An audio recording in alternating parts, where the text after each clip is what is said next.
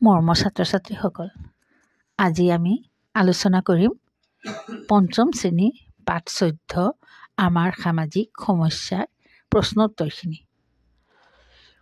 প্ৰথমতে মই চবকে ধন্যবাদ জ্ঞাপন কৰিছোঁ, যোনে মোক ইমান আগুৱাই যাবৰ কাৰণে ইমান সহায় সহযোগিতা কৰিছা। সিহঁতক মই অশেষ ধন্যবাদ দিছোঁ আৰু যাতে মই আগুৱাই যাবলৈ তোমালোকে আৰু মোক সহায় সহযোগিতা কৰিবা আৰু মোৰ ওচৰতে থাকিবা। যোনে মোৰ চেনেলটো ছাবস্ক্ৰাইব কৰা নাই সিহঁতৰ কাৰণে মই ছাবস্ক্ৰাইব কৰিবলৈ অনুৰোধ জনালোঁ আৰু আশা থাকিল যাতে মোক আগুৱাই লৈ যাবলৈ তোমালোকে মোক সহায় সহযোগিতা কৰিবা। প্ৰথম প্ৰশ্নটো চোৱা, ক নম্বৰ সামাজিক সমস্যা বুলিলে কি বুজা? উত্তৰটো হ'ব, আমাৰ সমাজত যিবিলাক সমস্যা চলি আছে সেইবিলাককে আমি সামাজিক সমস্যা বুলি ক'ব পাৰোঁ। কিন্তু উত্তৰটো লিখিবলৈ হ'লে আমি ধুনীয়াকৈ লিখিব লাগিব। নম্বৰৰ কথা আছে, সেইকাৰণে আমি এনেকুৱা লিখিম, যিবোৰ সমস্যাই সমাজখনক প্ৰগতিশীলতাৰ পৰা আঁতৰাই অৰ্থনৈতিক, শৈক্ষিক আদি দিশত আগুৱাই যোৱাত বাধাগ্ৰস্ত কৰে তাকে কি বোলে? সামাজিক সমস্যা বোলে। 2 নম্বৰ প্ৰশ্নটোলৈ আহা। খ নম্বৰটো কি আছে? সমাজত একতা গঢ়ি তোলাত কোনবোৰ গুণৰ প্ৰয়োজন হয়? সমাজত আমি একেলগ হৈ থাকিবৰ কাৰণে কোনবোৰ গুণৰ প্ৰয়োজন হয়? তেনেহ'লে চোৱা, উত্তৰটো কি হ'ব? সমাজত একতা গঢ়ি তোলাত তলত দিয়া গুণবোৰৰ প্ৰয়োজন আছে। আমি একেলগ হৈ থাকিবৰ কাৰণে সমাজত কোনবোৰ গুণৰ প্ৰয়োজন? চোৱা, ধৰ্ম নিৰপেক্ষতা, পাৰস্পৰিক আদান প্ৰদান, সচেতনতা আৰু ঘ নম্বৰটো কি হ'ব?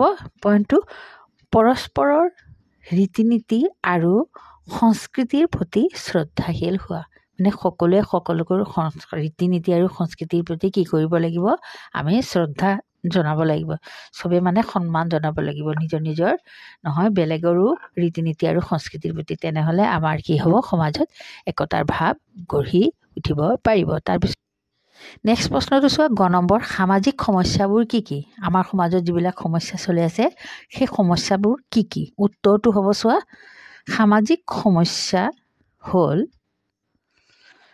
সমস্যাবোৰ হ'ল অন্ধবিশ্বাস, কুসংস্কাৰ, লিংগ বৈষম্য, শিশু শ্ৰমিক, যৌতুক প্ৰথা, নিৰক্ষৰতা, মাদক দ্ৰব্যৰ ব্যৱহাৰ, বাল্য বিবাহ আদি। এইখিনি কি হ'ল? আমাৰ সমাজত চলি থকা সমস্যা।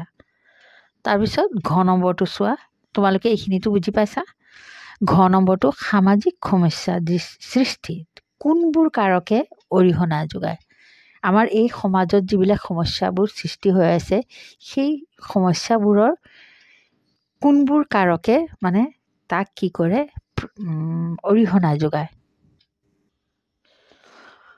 প্ৰশ্নটো বুজি পাইছানে? ঘ নম্বৰ, সামাজিক সমস্যা সৃষ্টিত কোনবোৰ কাৰকে অৰিহণা যোগায়? তাৰমানে এইবিলাক বস্তু এই সমাজত সামাজিক সমস্যা সৃষ্টিত তলত দিয়া কাৰকবোৰে অৰিহণা যোগায়।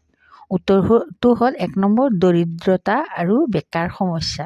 তাৰমানে দৰিদ্ৰতা আৰু বেকাৰ সমস্যা যিমান দিনলৈকে আমাৰ সমাজৰ পৰা নিবাৰণ নহয়, সমাজৰ পৰা মানে নিৰ্মূল নহয়, তেতিয়ালৈকে আমাৰ কি সামাজিক সমস্যাবিলাক থাকিব। তাৰমানে আমি আগতে সামাজিক সমস্যাবিলাক গুচাবৰ কাৰণে আমি আগত কি কৰিব লাগিব? এইবিলাক সমস্যাবিলাক আগতে আমি কি কৰিব লাগিব? এই সমস্যাবিলাক আগতে আমি এইবিলাক সমাধান কৰিব লাগিব। তাৰপিছত আমাৰ সমাজত কোনো এইবিলাক সমস্যা নহ'ব। তাৰমানে দৰিদ্ৰতা আৰু বেকাৰ সমস্যাৰ কাৰণে মানুহে কি কৰে? যিবিলাক মানুহৰ ঘৰত ধৰা খাবলৈ টকা পইচা নাই বা পিন্ধিবলৈ সেনেকুৱা কাপোৰ চাপোৰ নাই, তেনেহ'লে কি কৰিব? সৰু সৰু ল'ৰা ছোৱালীবিলাকক সিহঁতে শ্ৰমিক হিচাপে গৈ বেলেগৰ ঘৰত কাম কৰাবই, নহ'লে কি সিহঁতে খাব কেনেকৈ? সেইকাৰণে আৰু যদি ল'ৰা ছোৱালী অলপ ডাঙৰ হৈ যায় তেনেহ'লে সোনকালে বিয়া দি দিব। সোনকালে বিয়া দিয়াৰ পিছত সিহঁতে ধৰা বিয়াৰ পিছত আৰু সিহঁতেতো আৰু পোহপাল দিব নালাগিব। তাৰমানে বিয়া দিলে সিহঁতে ভাবিব যে বিয়া দি দিছোঁ, এতিয়া আৰু মোৰ আৰু সমস্যা নাই একো। তেনে সেইটো কাৰণে কি হয়, আমাৰ সমাজত এই সামাজিক সমস্যাবিলাক কি হয়, দ্ৰুতবেগে আগবাঢ়ি আছে। তাৰমানে আমি এইখিনি আগতে কি কৰিব লাগিব, সামাজিক এই সমস্যাবিলাক আগতে নিবাৰণ কৰিব লাগিব। তাৰপিছত গৈ আমাৰ সমাজৰ পৰা সামাজিক সমস্যাবিলাক কি হ'ব, আঁতৰিব। 2 নম্বৰটো চোৱা, জনসংখ্যা বৃদ্ধি। জনসংখ্যা বৃদ্ধিৰ লগে লগে আমাৰ কি হয়, টকা পইচাৰ অভাৱ অনাটন হৈ থাকে। তেনেহ'লে এটা ঘৰত যদি এজন বা দুজন ল'ৰা ছোৱালী থাকে তেনেহ'লে পোহপাল দিয়াৰ কাৰণে ইমান কষ্ট নহয়। কিন্তু বেছি থাকিলে কি হয়, তেনেহ'লেতো প্ৰেছাৰ বেছি আহিব, টকা পইচাও বেছি লাগিব। সেইকাৰণে কি হয়, আমাৰ জনসংখ্যাটো সেই নিবাৰণো বৃদ্ধিৰ কাৰণে আমি কিবা এটা নিজে কি কৰিব লাগিব, নিজে তাৰ কাৰণে আমি নিৰ্মূল হোৱাৰ কাৰণে নিজে ব্যৱস্থা ল'ব লাগিব। তাৰপিছত আছে 3 নম্বৰ, বৈজ্ঞানিক সচেতনতাৰ অভাৱ। আমাৰ সমাজত কিছুমান কুসংস্কাৰ আছে, যিবিলাক সংস্কাৰে আমাৰ কি কৰে, সমাজত সমস্যাবিলাক তাৰমানে বৈজ্ঞানিক যুক্তিত আমি কিছুমান সমস্যাও সমাধান কৰিব লাগিব। তাৰপিছত আছে যোগাযোগ ব্যৱস্থাৰ অভাৱ। যোগাযোগ ব্যৱস্থাৰ অভাৱৰ কাৰণেও কি হয়, আমাৰ সামাজিক সমস্যা হয়। তাৰপিছত আছে অপৰিকল্পিত নগৰীকৰণ। অপৰিকল্পিত নগৰবিলাক কি কৰে, পৰিকল্পিতভাৱে নোহোৱাৰ কাৰণেও আমাৰ কিছুমান সামাজিক সমস্যাৰ সৃষ্টিত সিহঁতে অৰিহণা যোগায়। তাৰমানে বুজি পাইছানে তোমালোকে, এই সামাজিক সমস্যাৰ সৃষ্টিত কোনবোৰ কাৰকে? এইবোৰ থকাৰ কাৰণে আমাৰ সমাজত সামাজিক সমস্যাবিলাক হৈ আছে। তাৰমানে আমি এই সমস্যাবিলাকে আগতে নিৰ্মূল কৰিব লাগিব। তাৰপিছত আমাৰ গৈ সামাজিক সমস্যাটো আমাৰ নিবাৰণ হ'ব। তাৰপিছত নেক্সট প্ৰশ্নটো চোৱা, এতিয়া কি আছে চোৱা, খালী ঠাই পূৰ কৰা। আমি সকলোৱে দেশ পাতি বাস কৰোঁ। ইয়াত খালী ঠাই আছে, খালী ঠাইত কি হ'ব, আমি সকলোৱে সমাজ পাতি বাস কৰোঁ। তোমালোকে বুজি পাইছানে? এতিয়া খালী ঠাইত কি হ'ব, সমাজ হ'ব। তাৰপিছত খ নম্বৰটো চোৱা, খ নম্বৰটো খালী ঠাই হ'ল সমাজৰ এক শ্ৰেণীৰ মানুহৰ এক ভুল ধাৰণা। ইয়াত কি হ'ব, অন্ধবিশ্বাস। অন্ধবিশ্বাস হ'ল সমাজৰ এক শ্ৰেণীৰ মানুহৰ এক ভুল ধাৰণা। গ নম্বৰটো চোৱা, সমস্যা দীৰ্ঘদিনলৈ বৰ্তি থাকিলে সমাজত কি হয়, দেশ সৃষ্টি হয়। কি হ'ব, দীৰ্ঘদিনলৈ সমস্যাবিলাক থাকিলে সমাজত অশান্তিৰ সৃষ্টি হ'ব। তেনেহ'লে ইয়াত কি হ'ব, অশান্তিৰ সৃষ্টি হ'ব। তোমালোকে কি লিখিবা, অশান্তিৰ। ঘ নম্বৰটো চোৱা, ৰাইজৰ সচেতনতা আৰু দেশ নহ'লে কোনো সমস্যা সমাধান নহয়। তেনেহ'লে কি হ'ব, ৰাইজৰ সচেতনতা আৰু সহযোগিতা নহ'লে কোনো সমস্যা সমাধান নহয়। আমি সকলোৱে মিলি জুলিয়ে এইবিলাক সমস্যাবিলাক, সমাজৰ সমস্যাবিলাক নিজে কি কৰিব লাগিব, সমাধান কৰিব লাগিব, চবে একেলগতে মিলি। এতিয়া একেলগতে মিলিলেই তেনেহ'লে সমস্যাবিলাক সমাধান হ'ব। কিন্তু এঘৰত যদি সেইখিনি মানে আকৌ অন্ধবিশ্বাস কুসংস্কাৰ, তেনেহ'লে আৰু ঘৰত নামানিলে তেনেহ'লে কি হ'ব, সেই কেতিয়াও সমস্যাবিলাক সমাধান নহ'ব। চবে মিলি সেইবিলাক আমি কি কৰিব লাগিব, এই সমাজৰ পৰা আমি আঁতৰাব লাগিব। ঙ নম্বৰটো চোৱা, লিখা পঢ়া নজনা লোককে দেশ লোক বোলে। কি বোলে, লিখা পঢ়া যোনে নাজানে তেহঁতক কি ক'ব, নিৰক্ষৰ লোক বোলে। এতিয়া ইয়াত কি হ'ব, নিৰক্ষৰ হ'ব। তাৰপিছত চোৱা 3 নম্বৰ, ক অংশৰ লগত খ অংশ মিলোৱা। ক অংশ আছে, খ অংশ আছে, ক অংশৰ লগত খ অংশ মিলাবলৈ দিছে। অন্ধবিশ্বাসৰ কোনো কি হ'ব, বৈজ্ঞানিক ভিত্তি নাই। কোনটো মিলিব, বৈজ্ঞানিক ভিত্তি নাই। তেনেহ'লে তোমালোকে এনেকৈ এইখিনি আস্তানি তোমালোকে মিলাই ল'বা। তাৰপিছত আছে 2 নম্বৰটো চোৱা, পৰিয়ালৰ আৰ্থিক অনাটনৰ বাবে কি হ'ব, আৰ্থিক অনাটনৰ বাবেই শিশু শ্ৰমিকৰ সৃষ্টি হয়। এতিয়া ঘৰত যদি খোৱা পিন্ধা উৰাৰ কাপোৰ নাথাকে তেনেহ'লে কি কৰিব ল'ৰা ছোৱালীকে? তেনেহ'লে সিহঁতেতো কিবা কাম কৰিবই লাগিব, নহ'লে নাখালে জীয়াই থাকিব কেনেকৈ? তেনেহ'লে কি হ'ব? পৰিয়ালৰ আৰ্থিক অনাটনৰ বাবেই কি হয়? শিশু শ্ৰমিক সৃষ্টি হয়। তোমালোক বুজি পাইছানে গোটেইখিনি? অন্ধবিশ্বাস, লিংগ বৈষম্য, শিশু শ্ৰমিক আদি কি হৈছে? এইবিলাক আমাৰ সমাজৰ হ'ল সামাজিক সমস্যা। এই গোটেইখিনি কি হ'ল? সামাজিক সমস্যা। তাৰপিছত চোৱা, তাৰপিছত আছে শুদ্ধ বাক্যবোৰ শুদ্ধকৈ লিখা। অশুদ্ধ বাক্যবোৰ শুদ্ধকৈ লিখা। যিখিনি শুদ্ধ আছে শুদ্ধটো থাকিবই, তোমালোকে সেইখিনি শুদ্ধকৈ লিখিবা, আৰু যিখিনি অশুদ্ধ আছে ভুল আছে সেইখিনি আকৌ শুদ্ধকৈ লিখিব দিছে। চোৱা এতিয়া ক নম্বৰটো, গাঁও পঞ্চায়ত আৰু বিভিন্ন স্বেচ্ছাসেৱী সংগঠনসমূহে সামাজিক সমস্যাবোৰ সমাধানত সহায় কৰিব পাৰে। তেনেহ'লে আমাৰ সমাজৰ সমস্যাবিলাক গাঁও পঞ্চায়তে সহায় কৰিব পাৰে নহয়? গাঁও পঞ্চায়তে বিভিন্ন স্বেচ্ছাসেৱী যেনেকৈ মহিলা সমিতি আছে আৰু ধৰা এনেকুৱা ধৰণৰ সংগঠন আছে সমাজৰ, সেই সংগঠনবোৰে কি কৰিব পাৰিব? আমাৰ এই সামাজিক সমস্যাবোৰৰ সমাধানত আমাক সহায় আগবঢ়াব পাৰিব।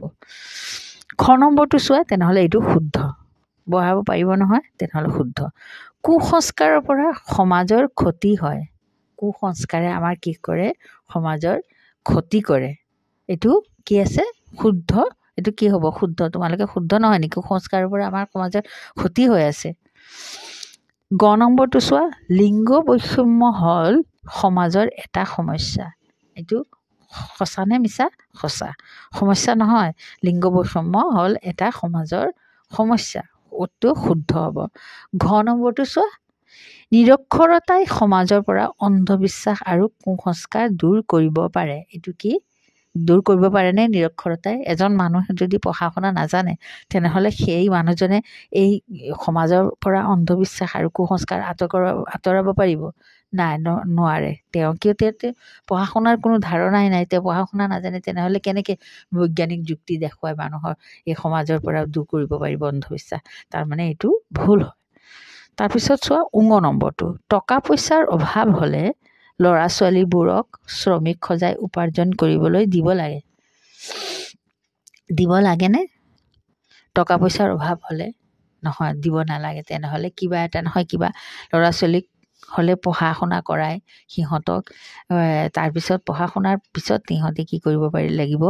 উপাৰ্জন কৰিবলৈ দিব লাগে। তেনেহ'লে এইটো কি আছে? এইটো তাৰমানে ভুল হ'ব। তেনেহ'লে আমি শুদ্ধকৈ লিখিবলৈ হ'লে কেনেকৈ লিখিব লাগিব? চোৱা, এতিয়া এই 4 নম্বৰ প্ৰশ্নৰ উত্তৰটো চোৱা, যিবিলাক ভুল আছে কেনেকৈ শুদ্ধকৈ লিখিব লাগিব। ঘ নম্বৰটো, নিৰক্ষৰতাই সমাজৰ পৰা অন্ধবিশ্বাস আৰু কুসংস্কাৰ দূৰ কৰিব নোৱাৰে। নম্বৰটো চোৱা, টকা পইচাৰ অভাৱ হ'লে ল'ৰা ছোৱালীবোৰক শ্ৰমিক সজাই উপাৰ্জন কৰিবলৈ দিব নালাগে। বুজি পাইছানে? তাৰপিছত চোৱা কি আছে? 5 নম্বৰ ক, অন্ধবিশ্বাস। চমুটোকা লিখা। চমুটোকা 5 নম্বৰটো চোৱা, চমুটোকা আছে, অন্ধবিশ্বাস দিয়া আছে। প্ৰথম টপিকটো কি আছে? অন্ধবিশ্বাস। এতিয়া কেনেকৈ লিখিব লাগিব চোৱা, অন্ধবিশ্বাস হ'ল সমাজৰ এক শ্ৰেণীৰ মানুহৰ কিছুমান ভুল ধাৰণা। কোনো বিষয় ভালদৰে পৰীক্ষা নকৰাকৈ আৰু চালি জাৰি নোচোৱাকৈয়ে সঁচা বুলি বিশ্বাস কৰি লোৱাকে কি বোলে? অন্ধবিশ্বাস বুলি কোৱা হয়। তাৰমানে অন্ধবিশ্বাস হ'ল কোনো বিষয় ভালদৰে যদি আমি পৰীক্ষা নিৰীক্ষা নকৰি কোনো চালি জাৰি সঁচা নে মিছা এইটো যদি নুবুজি আমি এনেই সঁচা বুলি বিশ্বাস কৰোঁ, তেনেহ'লে এইবিলাককে কি বুলি কোৱা হয়? অন্ধবিশ্বাস। মানৱ সমাজৰ আটাইতকৈ অযুক্তিকৰ ধাৰণাবোৰৰ ভিতৰত অন্যতম হ'ল ডাইনী বিশ্বাস। কিছুমান সমাজত আজিও আছে ডাইনী বিশ্বাস, যিজনে কোনো পুৰুষ বা মহিলাক সমাজৰ বাবে অমংগলীয়া বুলি ভাবে। মানে কিছুমান সমাজে এনেকুৱা সমাজ আছে য'ত মানুহজনক বা মানুহজনীক কি কৰিব? ভাবিব এই মানুহজন অমংগলীয়া, এই মানুহজনৰ কাৰণে গোটেই আমাৰ সমাজত বেমাৰ আজাৰ হৈ আছে বা মানুহবিলাক মৰি আছে, দুৰ্গতি হৈ আছে, সেই বুলি ভাবি সিহঁতক কি কৰে? ডাইনী বুলি মানে ডাইনী বুলি ভাবি সিহঁতক বহুত নিৰ্যাতন দিয়ে। কিছুমান এনেকুৱা জেগাত এনেকুৱা হেৰি আহে যে ডাইনী বুলি বিশ্বাস কৰি সিহঁতক মাৰিয়ে পেলায়।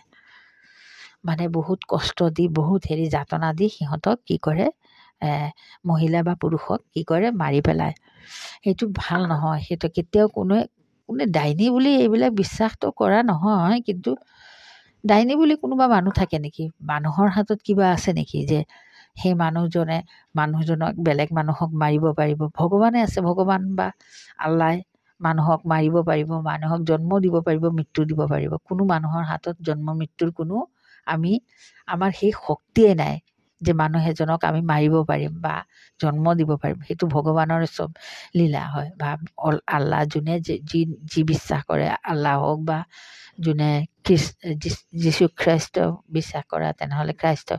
তাৰমানে সেই মানুহক এইবিলাক হ'ল ডাইনী বিশ্বাস, হ'ল এটা আমাৰ কি হয়, সমাজত চলি থকা অন্ধবিশ্বাস।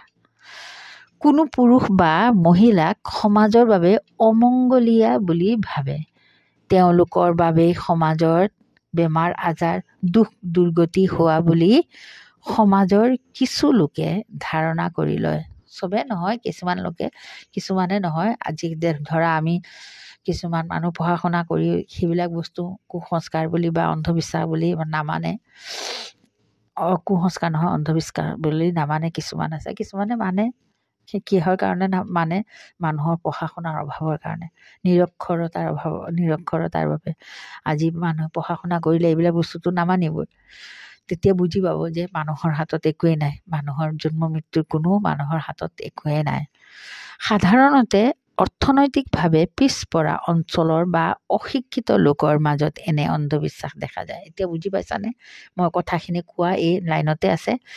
যিবিলাক অৰ্থনৈতিকভাৱে পিছপৰা অঞ্চল, যিবিলাক অশিক্ষিত লোকৰ মাজত এনে অন্ধবিশ্বাস দেখা যায়। তাৰপিছত অন্ধবিশ্বাসে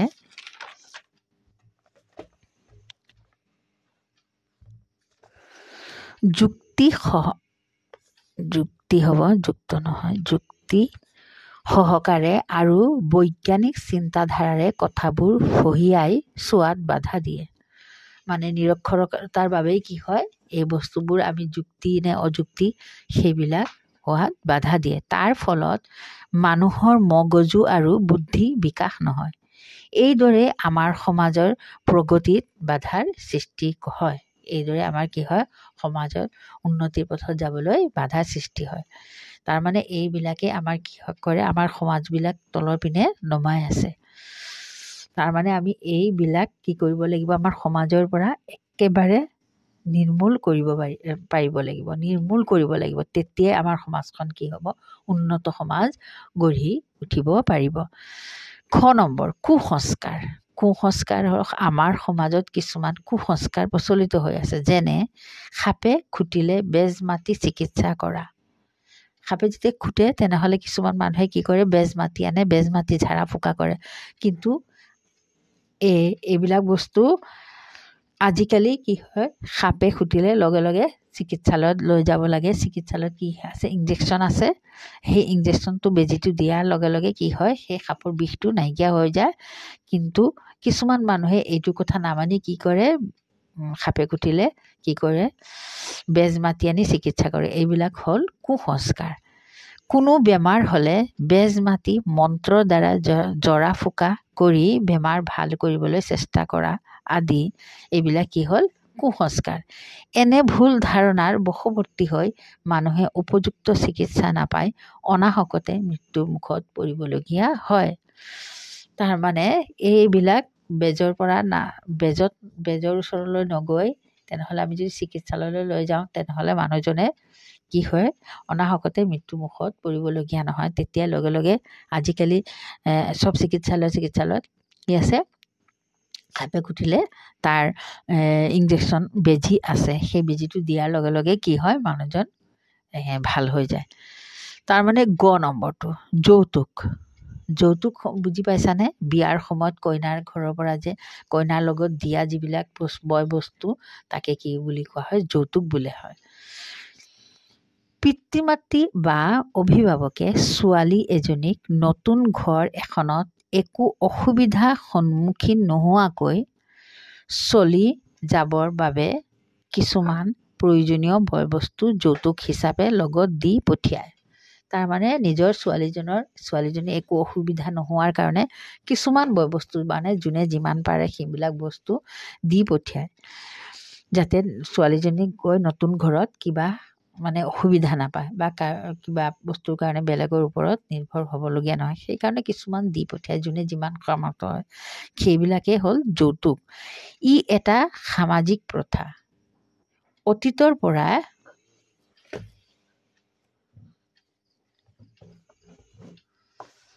সমাজত যৌতুক প্ৰথা চলি আহিছে, যদিও ই কোনো সামাজিক সমস্যা সৃষ্টি কৰা নাছিল। তেতিয়া মানুহে যিমান পাৰিছে সিমান দিছে, কোনেও দাবী কৰা নাই যে মোক ইমানখিনি দিব লাগিব, ইমান বস্তু দিব লাগিব, ইমান ধন দিব, সোণ দিব লাগিব, টকা দিব লাগিব, এইবিলাক কোনো দাবী কৰা নাছিল। তেতিয়া সেইবিলাক সমস্যাও সৃষ্টি হোৱা নাছিল। কিন্তু কেতিয়াবা দৰা ঘৰে অধিক যৌতুক দাবী কৰা দেখা যায়। কিন্তু কিছুমান ক্ষেত্ৰত দৰা ঘৰে অধিক যৌতুক দাবী কৰা দেখা যায়, আৰু সেইমতে দিব নোৱাৰিলে কি হয়, বিবাহৰ পিছত ছোৱালীজনী অশেষ নিৰ্যাতন ভোগ কৰিবলগীয়া হয়। সমাজৰ সকলো লোকেই এই প্ৰথাৰ বিৰূপ ফলৰ প্ৰতি সজাগ হ'ব লাগিব। সেই ধৰা যিমান বস্তু সামৰ্থ্য হয় সিমানখিনি ধৰা মাক দেউতাকে দিলে, ইয়াৰ বেছি দিবলগীয়া হ'লে সেইটো কি হ'ব, যৌতুক বুলি কোৱা হ'ব। ছোৱালীসকল উপযুক্ত শিক্ষাৰে শিক্ষিত হৈ আত্মনিৰ্ভৰশীল হ'লে সমাজৰ পৰা এই প্ৰথা নিশ্চয় আঁতৰ হ'ব। তাৰমানে ছোৱালীসকলক বেছিকৈ শিক্ষিত কৰি শিক্ষিত হৈ নিজৰ ওপৰত নিজৰ আত্মনিৰ্ভৰ, নিজৰ ওপৰত নিজৰ থিয় হৈ হ'লে তেতিয়া এই সমাজৰ পৰা কি কৰিব পাৰিব, এই প্ৰথাবিলাক আমি কি কৰিব পাৰিম, নিশ্চয় আঁতৰাব পাৰিম। তাৰমানে আজিকালি ছোৱালী হওক ল'ৰা হওক চবেই শিক্ষিত হ'ব লাগিব, চবেই পঢ়া শুনা কৰা জানিব লাগিব, আৰু চবেই নিজৰ ওপৰত নিজে নিৰ্ভৰশীল হ'ব নিচিনা উপযুক্ত সেনেকুৱা শিক্ষা ল'ব লাগিব। তেতিয়াই মানে এইবোৰ ধৰা যৌতুক প্ৰথাটো আমি কি কৰিব পাৰিম, সমাজৰ পৰা পূৰা আঁতৰাই উলিয়াব পাৰিম। নহ'লে আৰু কোনো হেৰি নাই। সামাজিক সমস্যা সমাধানত একতাৰ ভূমিকা কি? এতিয়া একেবাৰে শেষৰ প্ৰশ্নটো চোৱা, সামাজিক সমস্যা সমাধানত একতাৰ ভূমিকা কি লিখা। উত্তৰটো চোৱা এনেকুৱা হ'ব, সমাজৰ সকলো মানুহ এক ঐক্যমতত উপনীত হৈ সিদ্ধান্ত ল'লে সমাজৰ বহু সমস্যা অতি সহজে নিৰ্মূল কৰিব পাৰি। সমাজৰ সকলো মানুহ যদি ঐক্যমত হৈ একেমতত হৈ সিদ্ধান্ত ল'লে তেনেহ'লে আমাৰ এই সমাজৰ পৰা বহু সমস্যা অতি সহজে অতি সোনকালে আমি কি কৰিব পাৰিম, নিৰ্মূল কৰিব পাৰিম। যিবোৰ সমস্যা চৰকাৰী আইন প্ৰণয়ন কৰিও নিবাৰণ কৰা নাযায়, কিন্তু এইবোৰ সমস্যা আমি কোনো চৰকাৰে আইন প্ৰণয়ন কৰি এইবিলাক সমস্যা নিবাৰণ কৰিব নোৱাৰিব। যেনে যৌতুক প্ৰথা, মাদক দ্ৰব্য সেৱন ইত্যাদি। সমাজৰ কিছুমান সদস্যসকলৰ মাজত একতাৰ ভাৱ থাকিলে হিংসা বিদ্বেষ আৰু অভাৱজনিত সমস্যাসমূহ সহজে কি কৰিব পাৰিম, একতাৰ ভাৱ থাকিলে হিংসা বিদ্বেষ আৰু অভাৱজনিত সমস্যাসমূহ সহজে ইয়াত সমস্যাসমূহে সহজে কি কৰিব, গা কৰি উঠিব নোৱাৰে। তোমালোকে এতিয়া বুজি পাইছানে? গোটেইখিনি প্ৰশ্ন উত্তৰটো মই ধুনীয়াকৈ তোমালোকক বুজাই দিছোঁ। কিবা যদি নুবুজা তেনেহ'লে মোক কমেণ্ট কৰি জনাব পাৰিবা। আজিলৈ আৰু ভিডিঅ'টো ইমানখিনিয়ে। যোনে নতুনকৈ আহিছা মোৰ চেনেলত ছাবস্ক্ৰাইব কৰাৰ মোৰ আশা থাকিল বা মোৰ অনুৰোধ থাকিল। আজিলৈ ইমানে। নেক্সট আৰু এটা ভিডিঅ' তোমালোকৰ লগত আকৌ দেখা হ'ব। ভালে থাকিবা, সুস্থ থাকিবা, পঢ়া শুনা কৰি থাকিবা। Bye bye.